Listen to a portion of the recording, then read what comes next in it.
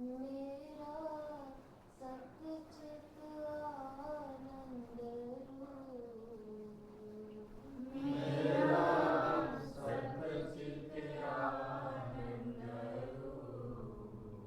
कोई कोई जाने दे कोई कोई जाने मेरा सच्चित आनंद रूप मेरा सच्चित आनंद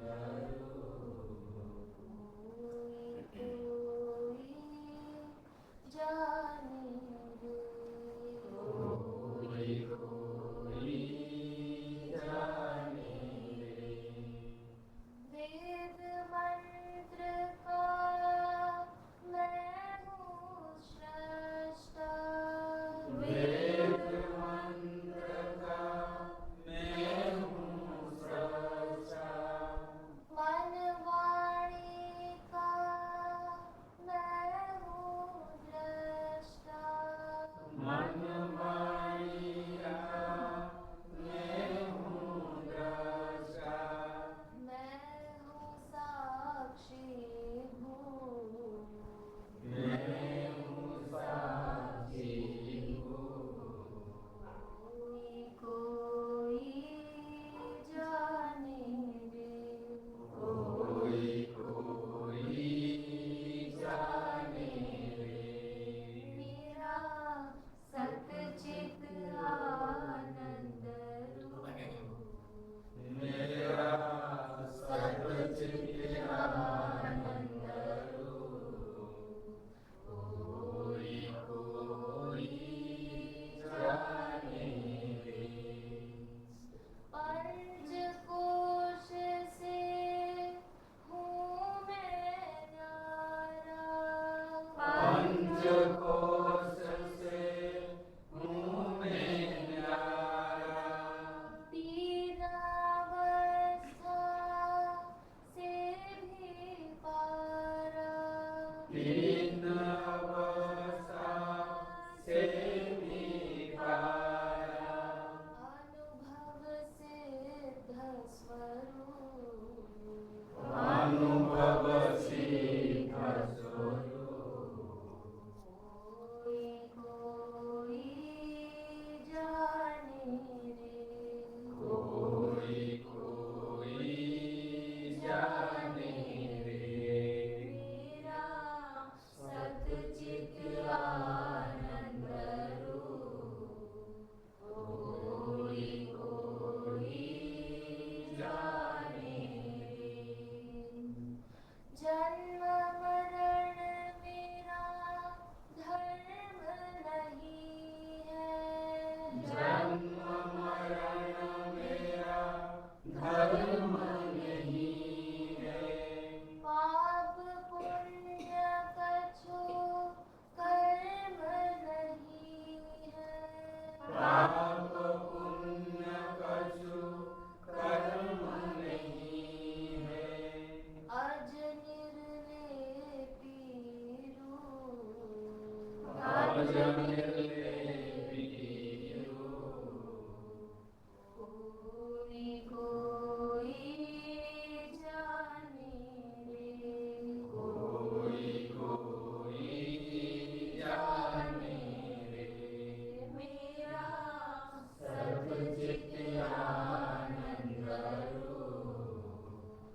कोई कोई जाने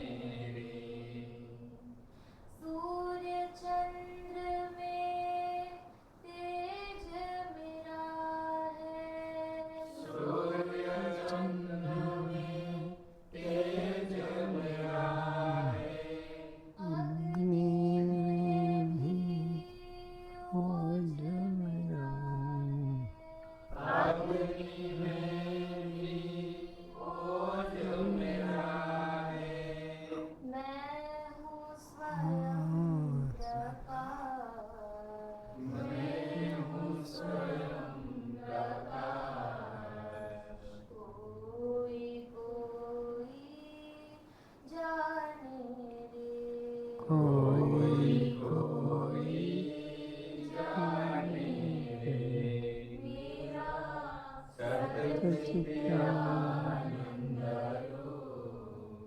कोई कोई जाने रे। तीन लोक का मैं हूँ स्वामी, तीन लोक का मैं हूँ स्वामी, घट घट व्यापी अंतर्यामी, घट घट व्यापी अंतर्यामी, मैं हूँ सर्वाधार, मैं हूँ सर्वधार, कोई जाने रे, कोई कोई कोई जाने रे मेरा सच्चिदानंद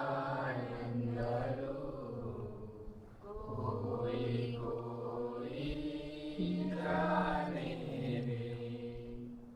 रामेश्वर निज रूप पहचानो, रामेश्वर निज रूप पहचानो, जीव ब्रह्म में भेद न मानो, जीव ब्रह्म में भेद न मानो, मैं हूँ आत्मस्वरूप, मैं हूँ आत्मस्वरूप, कोई जाने रे, कोई कोई जाने रे मेरा सच्चिदानंद कोई कोई जाने रे मेरा सच्चिदानंद कोई कोई जाने रे। जीव का वास्तविक स्वरूप सच्चिदानंद है, पर ये सच्चिदानंद स्वरूप हर कोई जीव नहीं जान पाते हैं। जिस जीव को सद्गुरु की प्राप्ति हो गई है वह ही जीव मैं सच्चिदानंद ब्रह्म हूँ ऐसा अनुभव कर सकता है। बिना गुरु के कोई भी मैं ब्रह्म हूँ, मैं आत्मा हूँ, मैं दृष्टा हूँ, मैं साक्षी हूँ, ये शुद्ध रूप का अनुभव बिना गुरु के नहीं हो सकता है। इस तरह का ये भजन का तात्पर्य था जो अभी आप सब लोगों ने गाया है। तो अपने अपने प्रति ऐसा ही निश्चय करो कि मैं सच्चिदानंद स्वरूप आत्मा हूँ। ये जो संसार में किसी का बाप बना है, किसी का पत्नी बना है, किसी का माँ बना है, किसी का बेटा बेटी बने हैं, ये मैं नहीं हूँ। ये कचरा, ये डस्ट जो है धूल मिट्टी में नहीं हूँ। मैं तो शुद्ध सच्चिदानंद स्वरूप आत्मा हूँ, ये निश्चय करो। ये भजन का तात्पर्य है। इसी का को कोई कोई जाने रे, सब कोई नहीं जान सकते हैं। मनुष्याणाम सहस्रेषु कश्चित् सिद्धये यत्तम अपि सिद्धानाम कश्चिन् माम वेत्ति। तो सहस्रों सहस्रों में, करोड़ों करोड़ों में, अनंतों अनंतों में कोई एक भाग्यशाली ही इस तत्व को जानता है। तो अष्टावक्र जी राजा जनक को यह बोध जगा रहे हैं।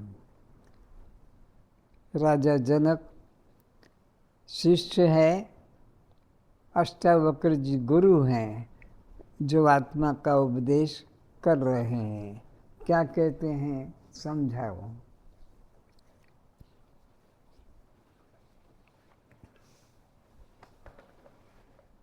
कहते कहते हैं, फकीर बायजीद को धर्म से बाहर कर दिया क्योंकि उसने एक कुफ्र की बात कह डाली एवं काबा के रास्ते में वृक्ष के नीचे बैठा था और लोग काबा की तरफ भागे जा रहे थे।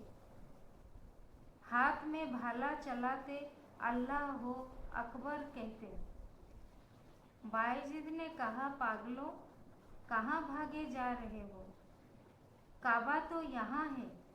और कुछ लोग वहाँ रुके बैठे और बायजीद नाम के एक सूफी संत थे और वो काबा के रास्ते में एक झाड़ के नीचे बैठे हुए थे और लोग अपना आवाज़ करते हुए काबा की तरफ भागे जा रहे थे। तो बायजीद संत ने कहा, कहाँ जा रहे हो? काबा की तरफ। काबा तो यहाँ झाड़ के नीचे बैठा हुआ है। अपने को ही वो काबा, बद्रीनाथ, केदारनाथ, रामेश्वर, जगन्नाथ महातीर्थ मान रहा था। लोग तो बद्रीनाथ की तरफ, केदारनाथ की तरफ, जगन्नाथ की तरफ, अयोध्या की तरफ भाग रहे थे। बोले, कहाँ भागे जा रहे हो? वो परमात्मा जो अखंड है, जो सर्वव्यापक है, वो मुझसे भिन्न या तुमसे भिन्न नहीं, ये उसका इशारा था। फिर से फकीर बायजीद को धर्म से बाहर कर दिया क्योंकि उसने एक कुफ्र की बात कह डाली। उस बायजीद संत को सूफी लोगों ने जात से अलग निकाल दिया कि तुम कुफ्र हो, तुमने खुदा के खिलाफ नारा लगाया है, अपने को खुदा बता रहे हो, तो इसलिए तुम जात से, हमारी जात से ही तुमको बहिष्कार करते हैं। काबा के रास्ते में वृक्ष के नीचे बैठा था और लोग काबा की तरफ भागे जा रहे थे। वो अपने को ही अल्लाह, अपने को ही खुदा सिद्ध कर रहा है और लोग तो जा रहे हैं उस मिट्टी के बने हुए मस्जिद में, दरगाह में। हाथ में माला चलाते अल्लाह अकबर कहते। बायजीद ने कहा, पागलों, कहाँ भागे जा रहे हो? काबा तो यहाँ है। और कुछ लोग वहाँ रुके बैठे। वह अनुभव कराया उन्हें उनके भीतरी काबा से। परमात्मा ईश्वर सर्वभूतानां हृदय से अर्जुन तिष्ठति, किंतु अज्ञानी लोग बाहर भटक रहे हैं। तो कुछ लोगों को सच्चे सद्गुरु ने, कुछ सच्चे मुमुक्षुओं को अपने अंदर ही परमात्मा का अनुभव कराया, जो वहाँ कुछ उसके पास बैठे हुए थे। बाकी तो सब काबा की तरफ भागे जा रहे थे, हाथ में माला, अल्लाह अकबर ऐसे कहते हुए जा रहे थे। उन्हें अनुभव कराया असली काबा से। ये जो जिंदा काबा है, असली जो काबा है, जो चेतनात्मा, उसका कुछ लोगों को अनुभव कराया जो उसमें श्रद्धा रखते थे और बैठे थे। उन्हें रसानुभूति, शांति भी मिली और कहा, उठो, परिक्रमा करो, हाथ चूमो और जाओ घर। दोबारा इच्छा हो तो यहाँ मत आना। मेरे मरने के बाद इस वृक्ष की परिक्रमा करने मत आना। इस जगह को मकबरा, मजार मत बना लेना। इस स्थान को मेरे मरने के बाद अगर इच्छा हो तो फिर वापस यहाँ मत आना। इसको मजार, मस्जिद, तीर्थ मत बनाना मेरे जाने के बाद। अभी जो तुमने जाना है बस उतना ही काफ़ी है। तुम अपनी ही वहीं पर परिक्रमा कर लेना।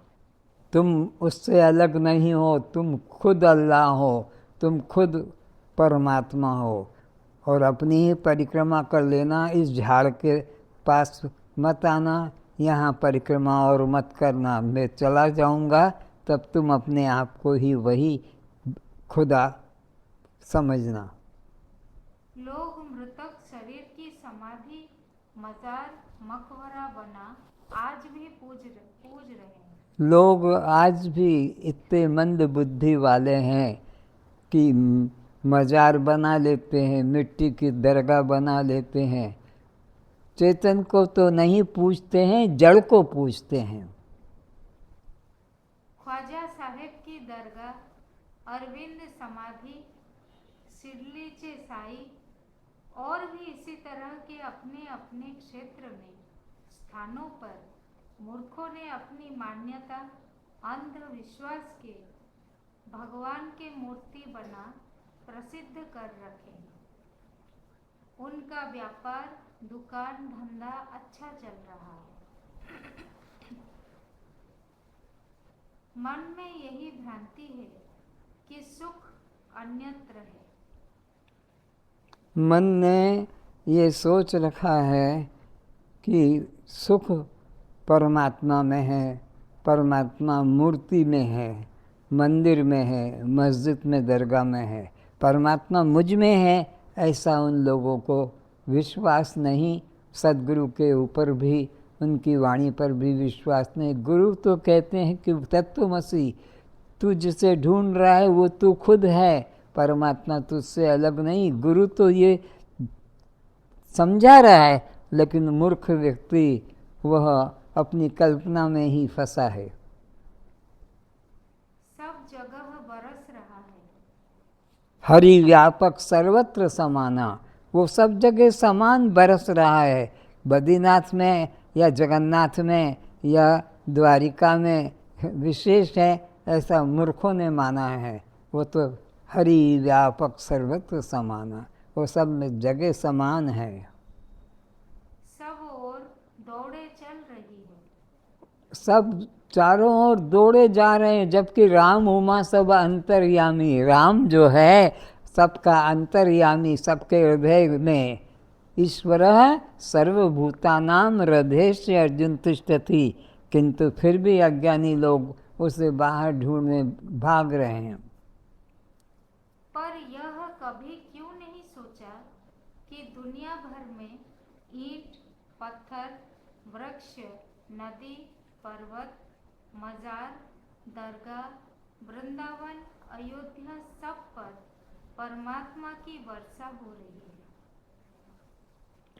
ये विचारो कि वो हरि व्यापक सर्वत्र समाना, उसके सब पर समान वर्षा हो रही है। चाहे वो मजार हो, मंदिर हो, झाड़ हो कि कोई सरोवर हो, कोई फर्क नहीं कि वहाँ ज़्यादा वहाँ कम, सब पे समान उसकी कृपा वर्षा हो रही है। ये सोचो, कोई खास एक जगह पर नहीं। तो मेरे से ही परमात्मा की कौन से जमाने की दुश्मनी चली आ रही है। जब सब पर परमात्मा की कृपा वर्षा, झाड़ हो, कोई पौधा हो, कि कोई मजार हो, कि मस्जिद हो, कि मंदिर हो, जब परमात्मा सब जगह है तो मेरे से उसकी कौन सी दुश्मनी है। जब सब जगह झाड़ में वो है, मस्जिद में वो हो, दरगाह में, तो मेरे में क्यों नहीं हो सकता। हरि व्यापक सर्वत्र समाना, तो अपने अंदर ही विश्वास करो कि वो मैं जब सब जगह समान है तो मेरे से उसकी कोई दुश्मनी है। जो मेरे अंदर नहीं रहेगा वो तो सब जगह है, तो मेरे अंदर भी है। ऐसा आत्मविश्वास करो भागने वालों, दौड़ने वालों, मूर्खों। तो मेरे तरफ सूखा कर रखा है, मरुस्थल बना रखा है। तो सब जगह तो हरियाली बता रखी है, और मेरी तरफ ही ये बालू या रेगिस्तान, मरुस्थल कैसे बना के रखा है। जब सब जगह है तो मेरे पास में भी है, ऐसा विश्वास करो। तुम्हारे ऊपर वर्षा ना होने पावे, तुम प्यासे दौड़ दौड़ कर कुएं, तालाब, बावड़ी खोज कर मर जाओ। ऐसा क्या कोई कड़ा इंतजाम देवदूतों के द्वारा तुम्हारे साथ कर रखा है। तुम्हारे साथ क्या ऐसी दुश्मनी कर रखी है कि सब जगह तो वो बरस रहा है और तुम्हारे पास वो बालू रेती रेगिस्तान बना रखा है, डेजर्ट बना रखा है? अर्थात ज्ञान रूप पवित्र आत्मा का परित्याग करके। आत्मा अपना क्या है? ज्ञान रूप है और पवित्र है, उसका तो परित्याग कर दिया है और मिट्टी की दरगाह मजार इनके ऊपर श्रद्धा कर रखी है। ज्ञान रूप पवित्र आत्मा का परित्याग करके जो पुरुष बाहरी गंगा, काशी आदि तीर्थों में पवित्र की भावना से रमता है, वह तो ऐसा मूर्ख शिरोमणि है जो स्वर्ण का त्याग करके मिट्टी के ढेलों का संग्रह करके अपनी दरिद्रता को दूर करना चाहता है। क्या कोई स्वर्ण का त्याग करके और मिट्टी के ढेलों को इकट्ठा करके अपनी गरीबी दूर कर सकेगा? स्वर्ण का त्याग कर रहा है जो कि कीमती है, तो आत्मा कीमती है, उसका तो त्याग कर रहा है और ये लकड़ी के, पत्थर के, मिट्टी के बने मूर्तियाँ, दरगाह, मस्जिद इसको सत्य मान रहा है। आत्मतीर्थ समुत्सृज्य बहि तीर्थानि यो व्रजेत् करस्थं स महारत्नम त्यक्त्वा काचम विमार्गते। कैसा मूर्ख है वो व्यक्ति जिसने आत्म तीर्थ का, चैतन्य तीर्थ का परित्याग करके जो मिट्टी से बने कल्पित मूर्तियों को ही ब्रह्म माना है। वो महामूर्ख है जो स्वर्ण का त्याग करके मिट्टी को ग्रहण कर रहा है। आत्म तीर्थ जो प्रत्यक्ष शांति रूपी फल देने वाला। आत्म तीर्थ तो प्रत्यक्ष शांति देने वाला है, उसका तो त्याग कर दिया और कल्पित आकृति स्थानों का महत्व दे रहा है। आत्म तीर्थ जो प्रत्यक्ष शांति रूपी फल देने वाला और मुक्ति देने वाला है, उस तीर्थ का त्याग करके जो मूढ़ बाह्य जल एवं पाषाण निर्मित तीर्थों में शांति मुक्ति के लिए भटकता है, परिक्रमा करता है और वहाँ रहकर प्राण त्याग करना चाहता है, वह तो ऐसा मूर्ख है जो अपने हाथ में रखे रत्न का त्याग करके कांच को पकड़ता फिरता है। जो हीरे को फेंक कर और कांच को पकड़ता है, ऐसा वो मूर्ख है जो चैतन्य आत्म तीर्थ का त्याग करके जड़ किसी स्थान को महत्व देता है।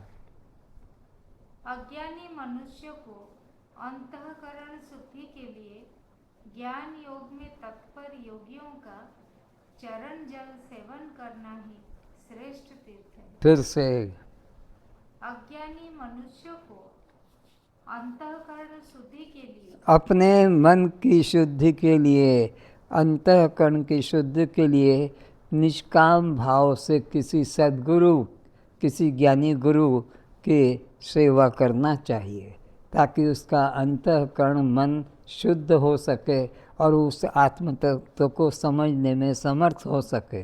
बिना सेवा किए अंतःकरण शुद्ध होगा नहीं, और अंतःकरण शुद्ध होगा नहीं, मन शुद्ध होगा नहीं, तो ये ज्ञान समझ में आएगा भी नहीं। यही श्रेष्ठ तीर्थ है।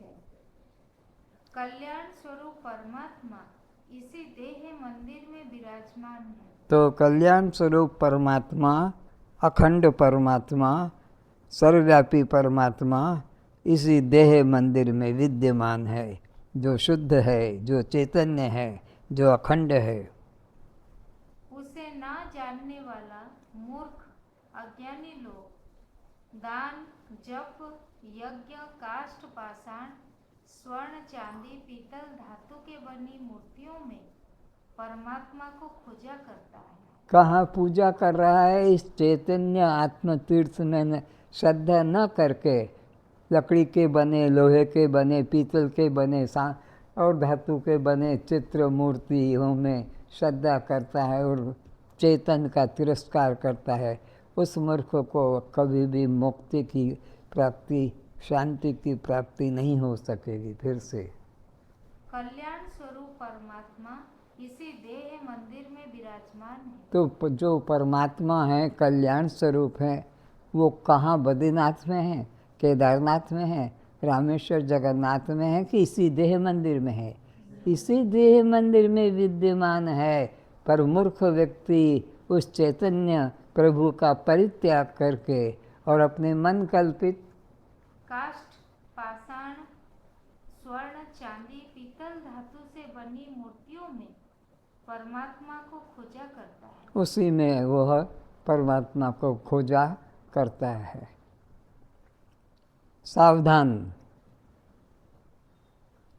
पत्थर, सोना, चांदी, तांबा, पीतल, कांच, मिट्टी, काष्ठ, कागज द्वारा बनाई गई मूर्तियों की पूजा मोक्ष की इच्छा वाले को कभी नहीं करना चाहिए।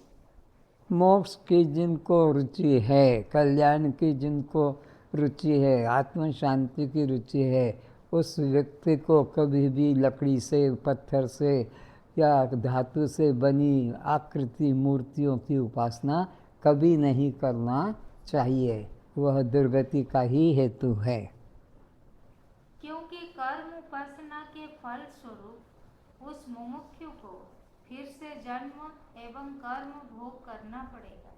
जो लोग मूर्तियों की पूजा करते हैं और आत्मा की उपासना नहीं करते हैं कि मैं आत्मा हूँ, मैं दृष्टा हूँ, मैं साक्षी हूँ, ऐसा भाव जिनको जगाने वाला कोई गुरु नहीं मिला है और वो कर्म उपासना करते हैं, उनको फिर जन्म लेना पड़ेगा और फिर जन्म लेकर किसी गुरु की शरण में आना पड़ेगा, उसको पुनर्जन्म लेना ही पड़ेगा। मूर्ति की पूजा करने वाला मुक्ति को प्राप्त नहीं कर सकता है।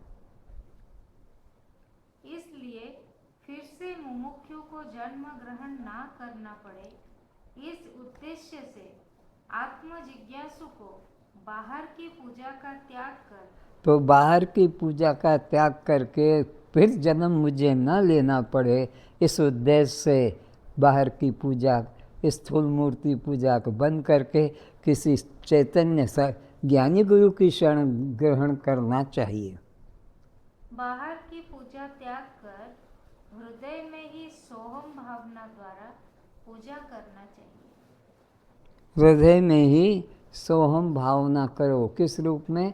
जब श्वास अंदर जाता है तो सो, और सब बाहर आता है तो हम सो हम। वाणी को हिलाने की ज़रूरत नहीं, जीभ चलाने की ज़रूरत नहीं। श्वास अंदर जाता है तो सो रूप में, और वही श्वास जब बाहर की तरफ आता है तो हम रूप में। ये महामंत्र सब जीवों में चल रहा है, जन्म से मृत्यु तक सब जीवों में चल रहा है। पर जो भाग्यशाली है वो उधर ध्यान देकर अपना कल्याण कर लेते हैं। जो भाग्यशाली नहीं, दुर्भाग्यशाली है, वो बाहर के मंत्र जाप में, पूजा में लगे जीवन नष्ट कर देते हैं। देहो देवालयः प्रोक्तः स जीवः केवलः शिव। भगवान शंकर कहते हैं, हे पार्वती, यह शरीर देवालय है। ये तुम्हारा हमारा शरीर क्या है? देवालय यानी मंदिर है, और इसमें जो चैतन्य तत्व है वही शिव है, वही परमात्मा है। यह शरीर देवालय है, उसमें जीव केवल परमात्मा है। इसलिए अज्ञान रूप निर्माल्य अर्थात देह भाव को छोड़ मैं ही परमात्मा हूँ, ऐसी भावना द्वारा परमात्मा की पूजा करना चाहिए। तो वह परमात्मा जो चैतन्य है वह मैं ही हूँ, इस भावना से उपासना करना चाहिए। जीव और परमात्मा में भेद ना समझना ही ज्ञान है। जीवो ब्रह्मेव केवलम, जीव केवल ब्रह्म ही है, ऐसी भावना मन में रखो।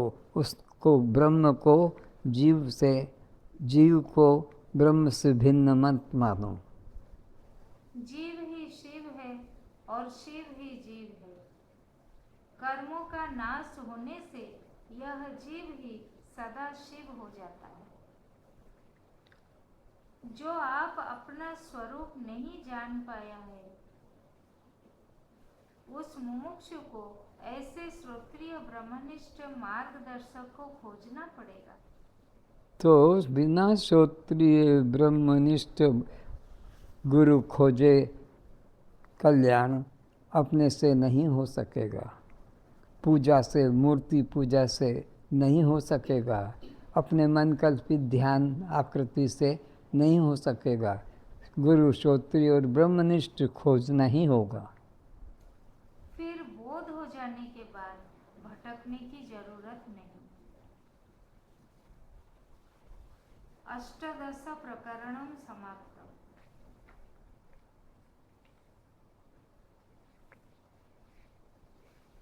श्रवण मात्र से कल्याण।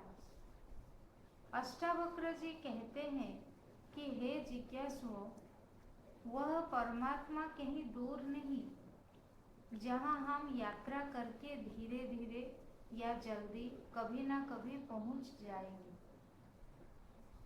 परमात्मा जीवात्मा से किंचित भी दूर नहीं है कि हम धीरे धीरे एक न एक दिन तो चलेंगे पहुंच जाएंगे। ऐसा कोई परमात्मा दूरस्थ स्थान पर रहने वाला वस्तु या व्यक्ति नहीं है। परमात्मा तुम्हारा ही स्वरूप है, तुमसे वो भिन्न अन्य नहीं है। पर तुमने तो इस चमड़े को, ये हाड़ मांस के पिटारे को, गंदगी धातु को अपना रूप जान लिया। अंदर जो चैतन्य वस्तु है उसको तुमने गौण कर रखा है। ऐसी यह अनजानी मंजिल नहीं है। परमात्मा कोई अनजानी मंजिल नहीं है कि एक न एक दिन तो हम चलेंगे तो पहुंच ही जाएंगे। ऐसे कोई अनजानी मंजिल नहीं। परमात्मा तुम स्वयं हो, अभी हो, भविष्य में हो जाओगे, मिल जाएगा, ऐसा मत समझो। तुम परमात्मा के दूर होने की भ्रांति को एवं उसे साधन कर प्राप्त करने की ऐसी निकम्मी बात को मन से निकाल फेंको। ये निकम्मी बात है। कौन सी बात? एक दिन हम साधन करके उसको प्राप्त कर ही लेंगे, ये निकम्मी बात है।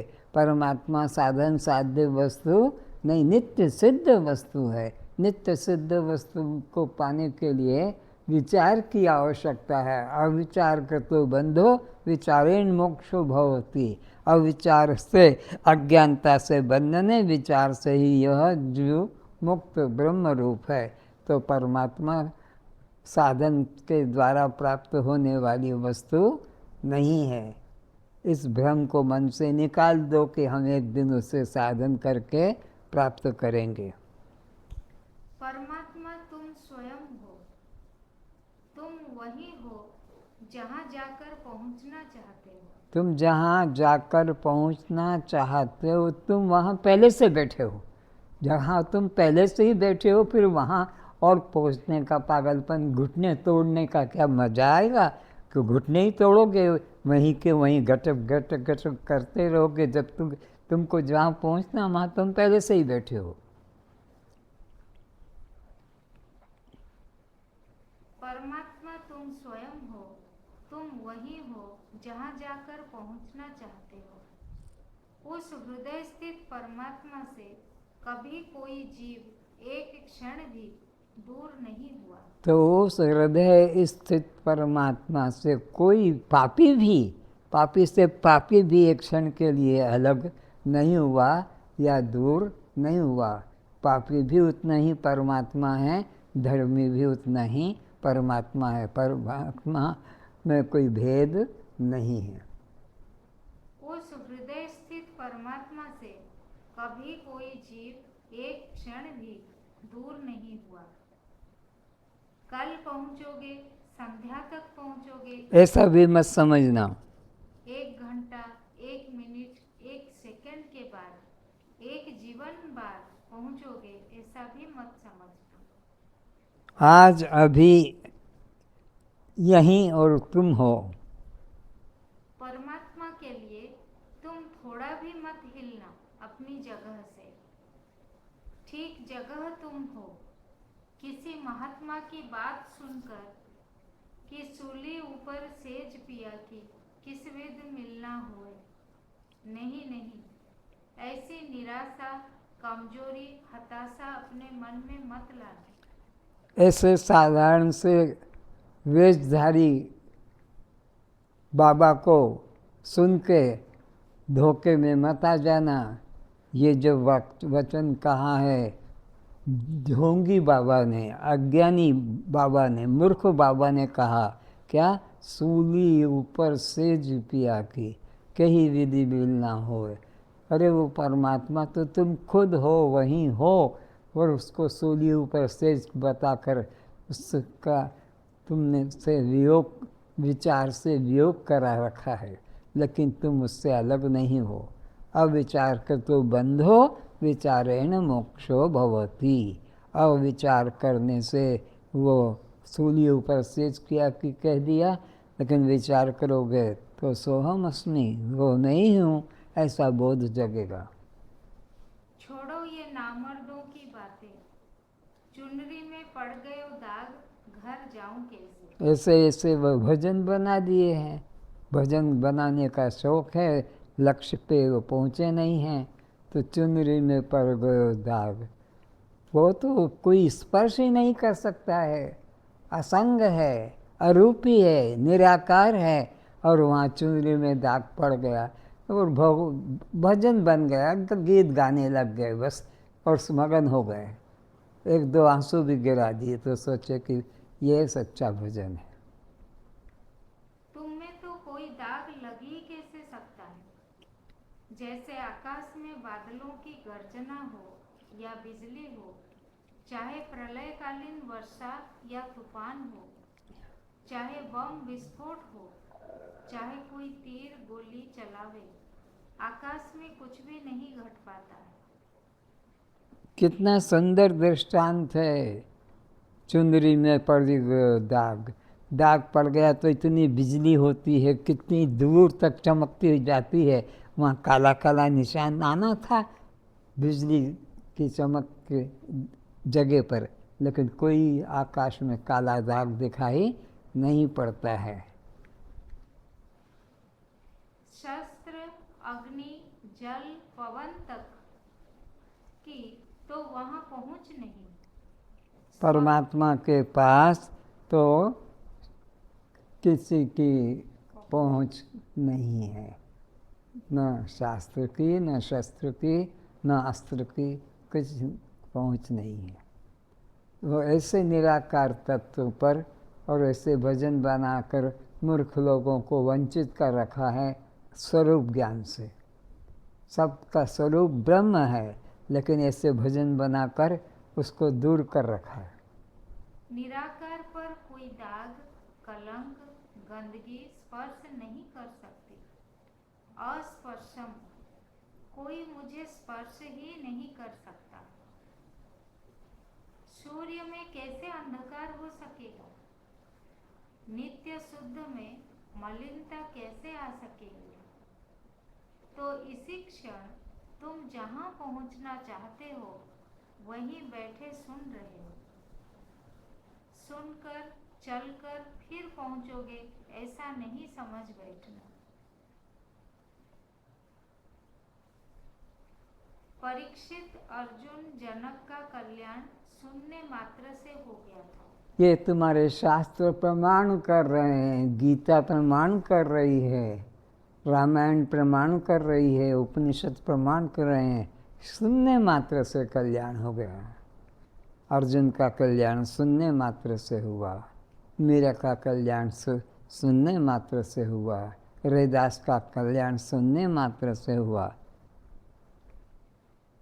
कोई यज्ञ, तप, तीर्थ, मंदिर, पूजा पाठ, मंत्रमाला, कीर्तन, भजन, ध्यान, समाधि आदि किसी प्रकार का साधन नहीं, बल्कि जनक द्वारा सुखदेव, कृष्ण द्वारा अर्जुन, वशिष्ठ द्वारा राम, दुर्वासा द्वारा कृष्ण, अष्टावक्र जी द्वारा जनक, रैदास द्वारा मीरा, तोतापुरी के द्वारा राम कृष्ण को केवल श्रवण मात्र से आत्म साक्षात्कार, परम धाम, मुक्ति का अनुभव करा दिया, तो तुम्हें भी श्रवण मात्र से आत्मानुभूति क्यों नहीं हो सकेगी? तो जब इन लोगों ने, नाम प्रसिद्ध हैं, इन लोगों ने श्रवण मात्र से अपना स्वरूप का ज्ञान कर लिया, तो तुमसे भगवान की कोई दुश्मनी है, आत्मा की कोई दुश्मनी है जो तुमको नहीं होगा? इनको हो गया, जब उनको हो गया तो तुमको भी होगा, इसमें संदेह कभी मत करना। अवश्य ही हो सकेगी। तुम उन निराशावादी, हताशा लोगों के पास जाना, बैठना, सुनना, उन धूर्तों के पास में जाना, बैठना, उनकी बात भी सुनना, पाप रूप जानना, सुनना छोड़ दो। जो तुम्हें परमात्मा को पाना बड़ा कठिन मार्ग बताते, जो परमात्मा को पाने का साधन बताते हैं और कठिन बताते हैं कि तुम अभी अधिकारी नहीं हो, जब अधिकारी बन जाओगे तब तुम्हें होगा। अरे अधिकारी, मानव जीवन मिल गया, ये अधिकारिता है। मानव जीवन ही मुक्ति का द्वार है, साधन धाम मोक्ष कर द्वारा। पाई न जई परलोक समारा, सो परत दुख पावही, सिर धुनि धुनि पछताय, काल ही कर्म ईश्वर ही मिथ्या दोष लगाए। झूठे दाग लगाएगा ईश्वर पर, में इस पे उस पे, लेकिन ये तो जीव तो स्वयं ब्रह्म रूप ही है। जो कहते हैं तुम्हें बहुत अभ्यास करना होगा तब मिलेगा, ऐसे अहंकारी लोगों से दूर रहो। जो साधन पर जोर देते हैं, जो परमात्मा को पाना कठिन बताते हैं, ऐसे धूर्तों से, मूर्खों से, मंद बुद्धि वालों से दूर ही रहना। परमात्मा को पाना कोई हिमालय पर चढ़ना या बच्चा पैदा करने जैसी कठिन साधना नहीं है। वह तो उस ओर आंख खोलने जैसी सरल सहज बात है। एमए करना हो, पीएचडी करना हो, डॉक्टरेट करना हो, तो उसके लिए 15 साल 18 साल का अभ्यास करना पड़ेगा, तब जाकर वो डिग्री मिलेगी, पेट भरने की कला। लेकिन परमात्मा के लिए तो 1 सेकंड का भी समय की जरूरत नहीं, क्योंकि तुम स्वयं ही साक्षात परमात्मा हो। उसको बनने पाने की बात ही छोड़ देना। हे आत्मन, जो मंद बुद्धि वाले साधक है, वह ध्यान योग, सांख्य योग, कर्म योग का साधन नहीं कर सकते। वे लोग आत्मदर्शी आचार्य से केवल सुनकर उसी प्रकार का निश्चय कर लेने से, उसी प्रकार मन में धारणा कर लेने मात्र से अपने मृत्यु रूप संसार सागर को निसंदेह पार कर जाते। फिर से ध्यान से सुनो, फिर से। हे आत्मन, कौन ध्यान में, योग में जाएगा? जिसकी बुद्धि बहुत तीव्र होगी। पर मंद बुद्धि वाले न योग कर पाएंगे, न ध्यान कर पाएंगे, न और कोई प्रकार की साधन सिद्धि करेंगे। उनको कहा, क्या कहा? जो मंद बुद्धि वाले साधक है, वह ध्यान योग, सांख्य योग, कर्म योग का साधन नहीं कर सकते। ये कठिन साधन है, ध्यान योग करना, प्राणायाम करना, त्रिकुटी में ध्यान करना, ये कठिन साधन। उन लोगों के लिए ये ब्रह्म ज्ञान सबसे सरल साधन है कि शून्य मात्र से हो जाता है। कोई ना योग करना, ना ध्यान करना, ना समाधि करना है, ना जप करना है, ना कुछ कठिन साधन करना है।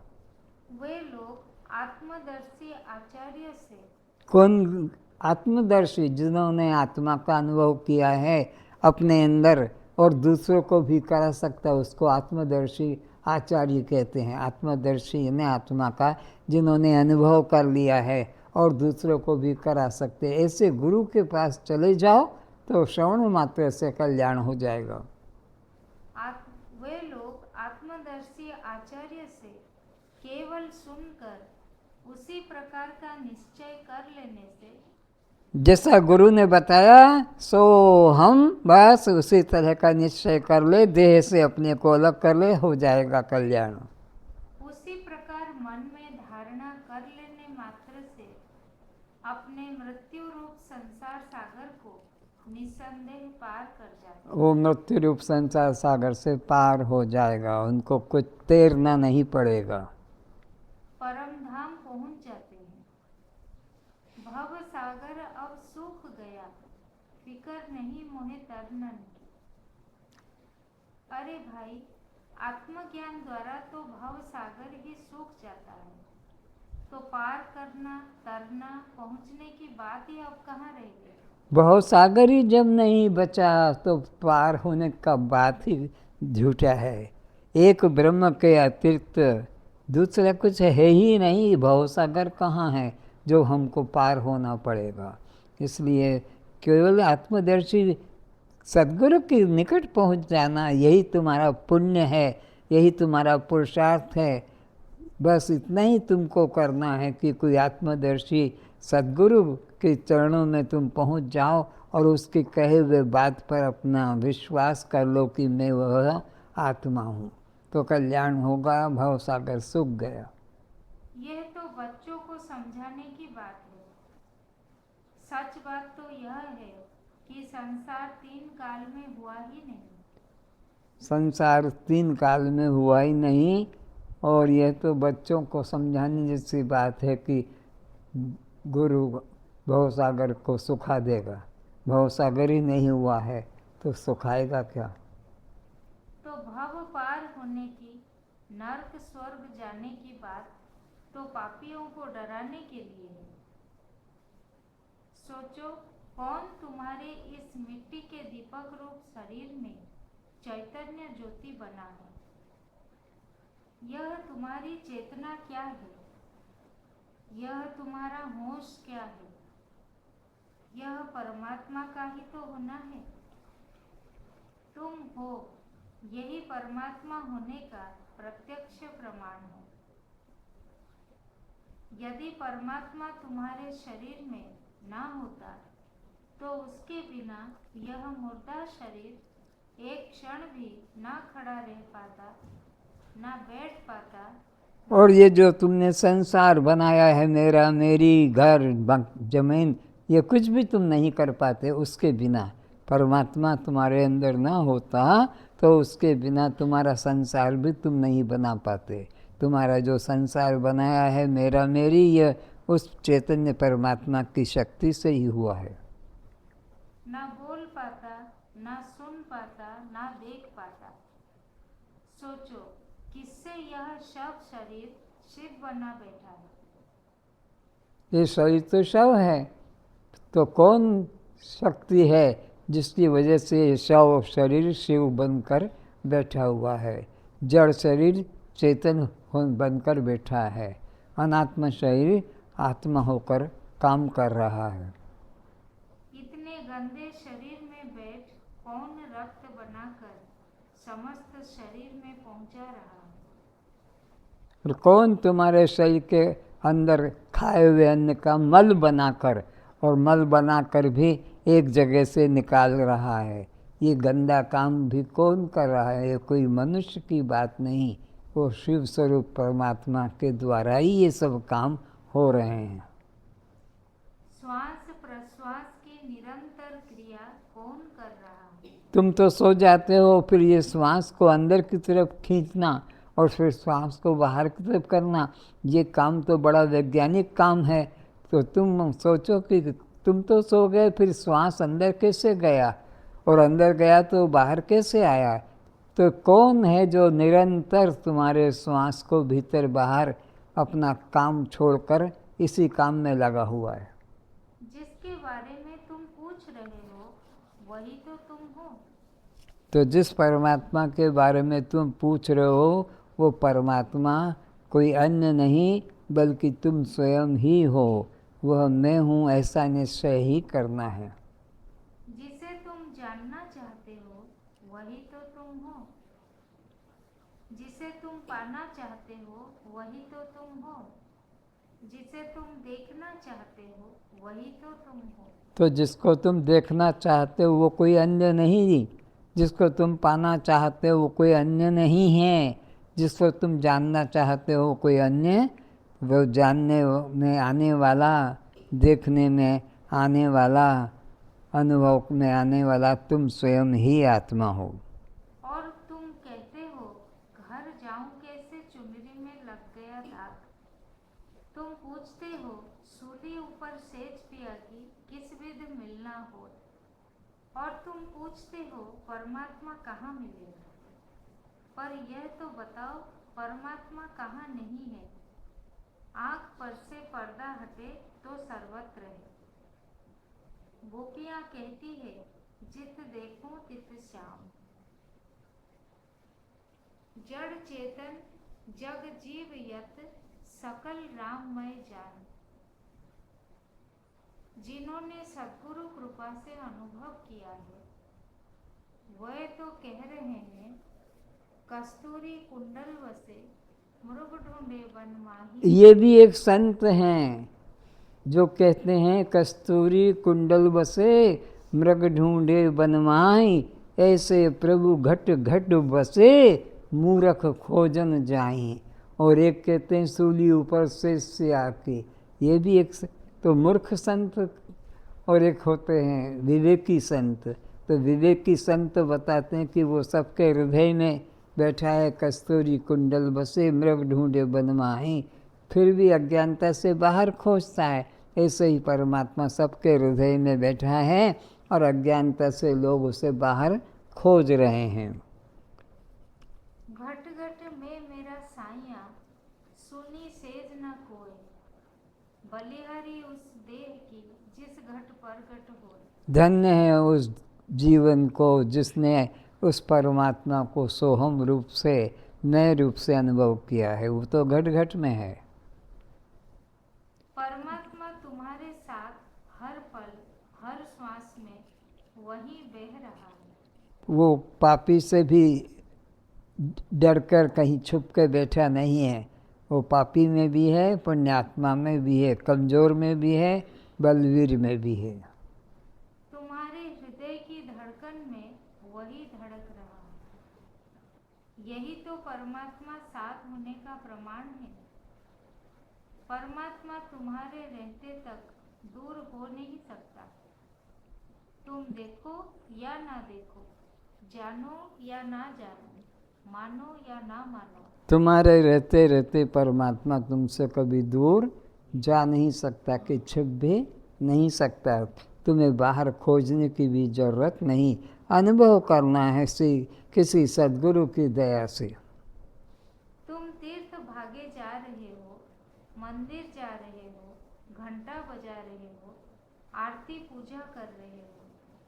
एक मनुष्य के हाथ की बनाई कल्पित जड़ मूर्ति के सम्मुख हाथ जोड़ खड़े प्रार्थना कर रहे हैं। याद रखो, मंदिर में खड़ी की गई, बिछाई गई एक भी प्रतिमा परमात्मा की नहीं है। ये सब चित्रकारों के, मूर्तिकारों के मन की कल्पना है। जितने भी मंदिर हैं पृथ्वी के ऊपर, किसी मंदिर की मूर्ति को परमात्मा की मूर्ति मत जानो, वो चित्रकारों के मन की कल्पना है।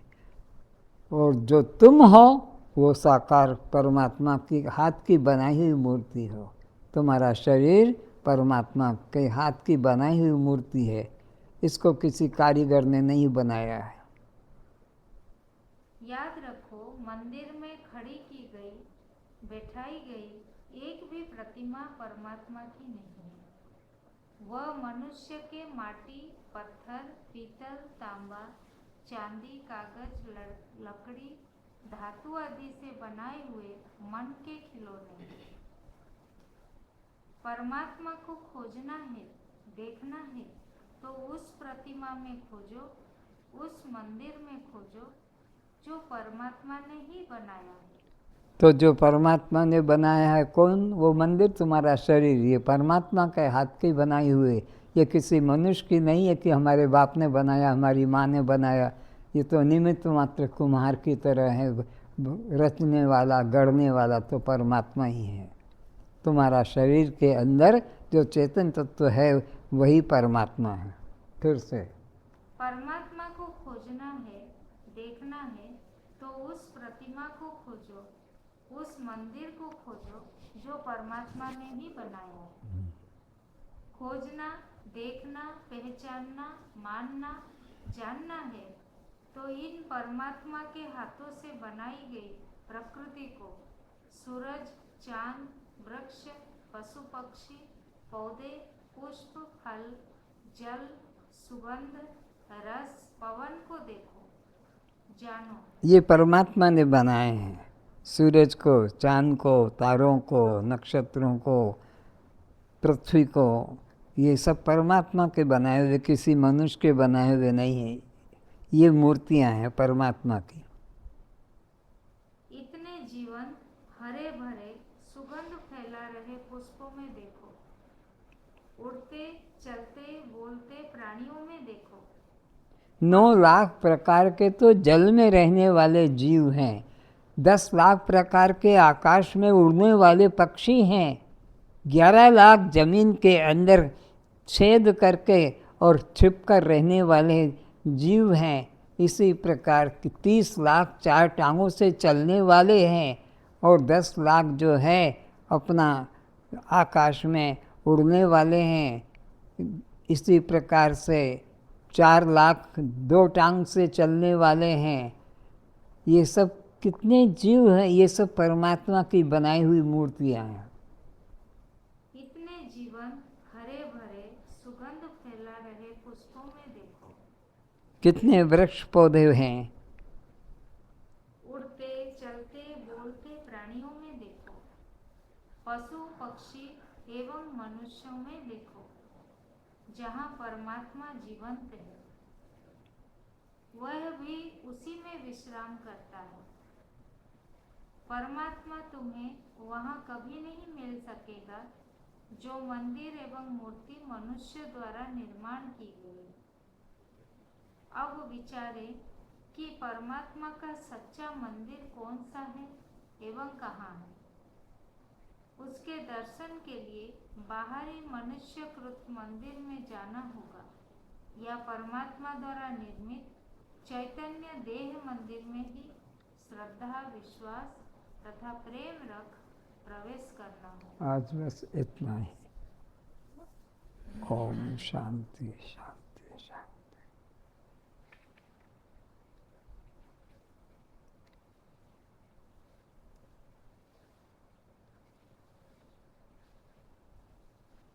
ॐ सहना भवतु सहनौ भुनक्तु सह वीर्यं करवावहै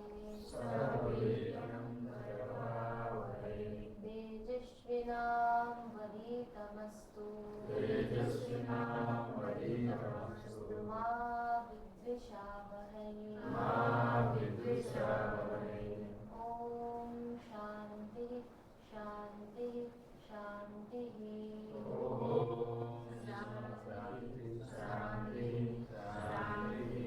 जब मैं चलता हूँ, जब मैं देखता हूँ, जब मैं सुनता हूँ, जब मैं बोलता हूँ, जब मैं काम करता हूँ, जब मैं खाता हूँ, जब मैं पीता हूँ, जब मैं जाता हूँ, कोई भी कर्म बिना परमात्मा की शक्ति के इस मुर्दा शरीर से कभी नहीं हो सकेंगे। सभी कर्म चेतन परमात्मा के द्वारा हो रहे हैं। मूर्ख आदमी बाहर खोज रहा है। परमात्मा के द्वारा सब दिनचर्या हो रही है। अतः परमात्मा को आत्म रूप से खोजो, आत्म रूप से मानो, सोहम रूप से जानो। ओम शांति शांति। प्रसाद वितरण कर